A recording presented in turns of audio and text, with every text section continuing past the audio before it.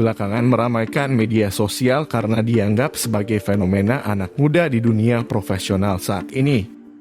Quiet quitting artinya melakukan pekerjaan seperlunya sesuai dengan yang diminta atasan maupun kantor, tidak lebih.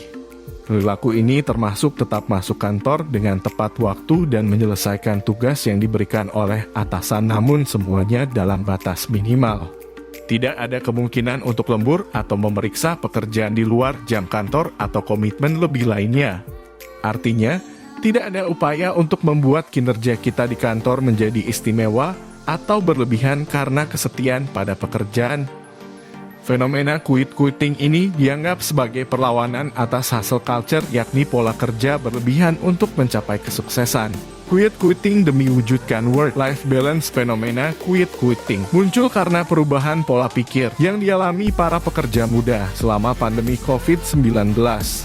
Hal ini khususnya dipengaruhi dengan perubahan budaya tempat kerja, termasuk dengan adanya sistem work from home, WFH, maupun hybrid. Selama pandemi pula, makin banyak pekerja muda merasa tidak mendapatkan pengakuan dan kompensasi dari kantornya karena bekerja ekstra. Akibatnya, muncul sikap untuk menolak bekerja terlalu keras sehingga kelelahan hanya demi pekerjaannya. Quiet quitting demi wujudkan work-life balance. Fenomena quiet quitting muncul karena perubahan pola pikir yang dialami para pekerja muda selama pandemi COVID-19. Hal ini khususnya dipengaruhi dengan perubahan budaya tempat kerja, termasuk dengan adanya sistem work from home, WFH, maupun hybrid. Perilaku quiet quitting kemudian berfokus pada menciptakan work-life balance, kesejahteraan diri fisik maupun emosional, dan hanya bekerja sesuai ongkos. Fenomena ini sebagai bentuk para pekerja yang kini merasa lebih berdaya untuk mengendalikan pekerjaan dan kehidupan pribadinya. Apa yang dulunya merupakan tantangan pasif-agresif dari work-life balance, sekarang menjadi permintaan yang sangat langsung, katanya. Itu bukan permintaan lagi, ini adalah tuntutan.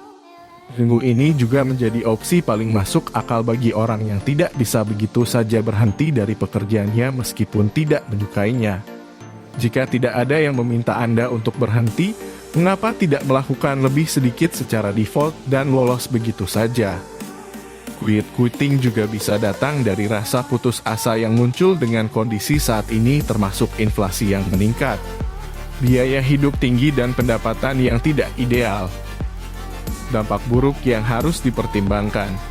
Dapat dinilai, quiet quitting ini tidak sepenuhnya memberikan pengaruh baik, khususnya untuk pencapaian profesional kita. Quiet quitting adalah melakukan hal minimum yang diperlukan dari Anda di tempat kerja dan puas dengan keadaan biasa-biasa saja. Kemajuan dan kenaikan gaji akan diberikan kepada mereka yang tingkat usahanya menjamin kemajuan, dan melakukan yang paling minimum tentu saja tidak.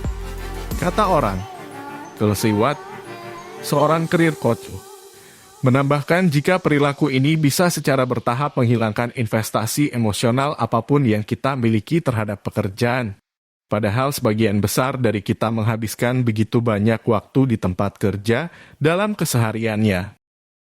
Sebagian besar dari kita ingin bangga dengan pekerjaan yang kita lakukan dan kontribusi yang kita buat, katanya.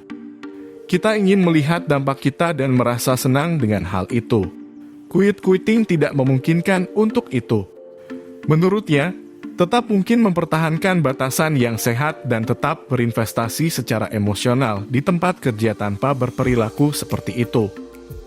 Michael Timmer, konsultan HRD, menyarankan salah satunya dengan memaksimalkan jam kerja kita di kantor agar tetap bisa mewujudkan work-life balance.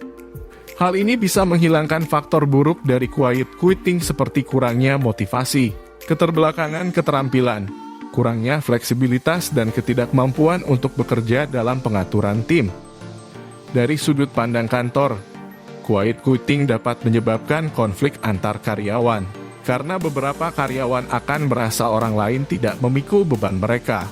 Tambahnya, secara keseluruhan, ini dapat menjadi bumerang bagi karyawan dan juga dapat menciptakan gelombang karyawan yang tidak memadai dan terbelakang.